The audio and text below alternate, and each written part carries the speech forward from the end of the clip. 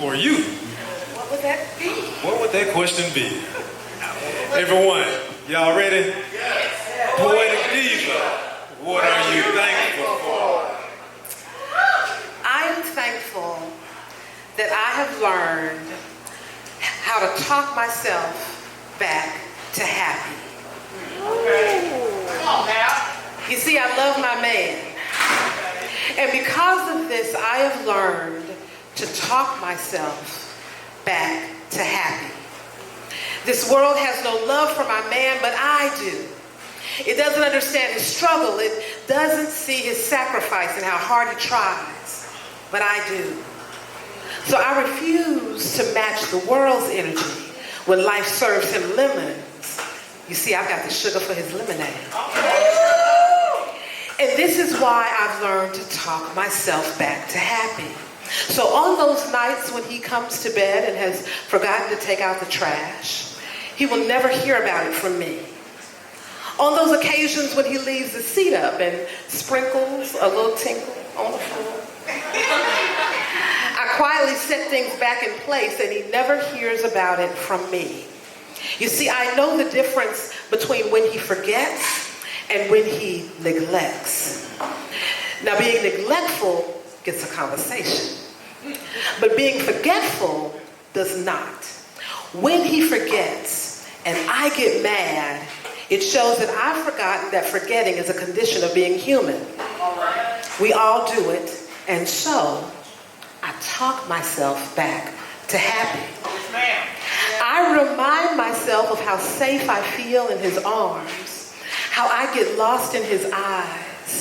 I think of the date nights, the flowers, the cards, the gifts, not for the monetary value, but for the thought and effort he expends just to see a smile on my face.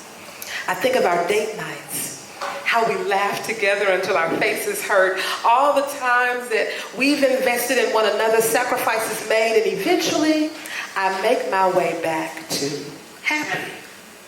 You see, we all have problems. When I have problems, I would talk to my parents or my girlfriends. I cry, we pray, they hold me. But who on this earth does my man carry his problems to? You see, he can't go to his boys. He doesn't go to his mom and dad. He rarely brings them to me because I'm his woman, and he doesn't want me to view him as anything less than king. So even though I can't always help him with his problems, it's the least I can do to not become one of them. All right.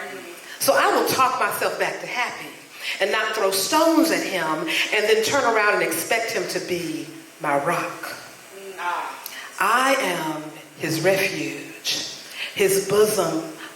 My bosom is his safe place to rest his head. My heart holds him and protects him. I lift him up to God in prayer throughout the day and night.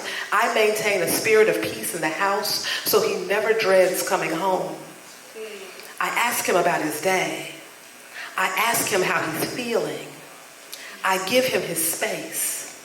I honor him and his position in my life and in our home. And when trouble comes, and it inevitably comes, I've learned to talk myself back to happy. I recognize my own power as his woman. I guard my words. I bridle my tongue, knowing that there are things that I could say that could tear him down and leave scars that will never, ever heal. There are things I can say that will destroy his dreams and that our relationship can never recover from. I recognize my power as his woman, and I choose to use it for good and not for the destruction of the one that I love.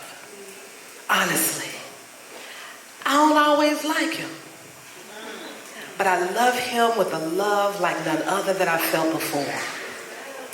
I don't always want him around, yet I can't stand the thought of being without him. We don't always agree, but I never cross the line from respect into disrespect.